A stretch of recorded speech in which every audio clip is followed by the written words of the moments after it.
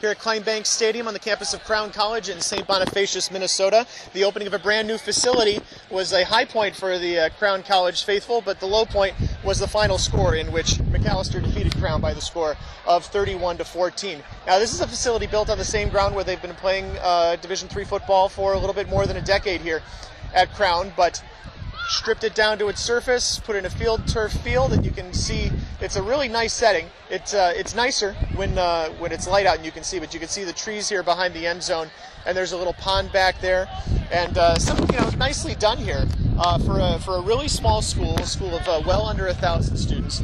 They've done really nicely for themselves, and you can continue to take a look while I tell you about the game in which Macalester really made things work for them in the third and fourth quarters. Samson Bialystok, the starting quarterback for the Macalester Scots, 18 of 27 passing for 147 yards, but also made do with his legs. 15 carries for 53 yards and scored 2 touchdowns on the ground, one of which put Macalester tied it up with Crown in the second quarter, and then the second of which gave them a 17-7 lead and kind of put the game out of reach against Crown. Crown's struggle in the ground game.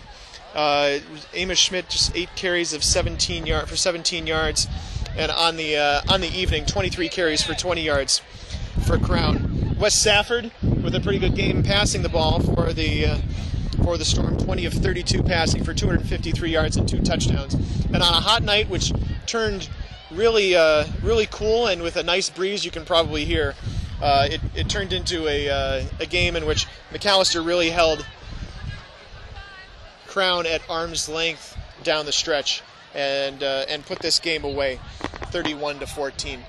We will talk a little bit more about the stadium when we talk with head coach John Auer of Crown coming up in just a couple of minutes, and you can see some more game action and what the game looked like and what the stadium looked like filled with people and during the game. So I'm Pat Coleman, and this is my D3 report, and I hope to see it on D3football.com.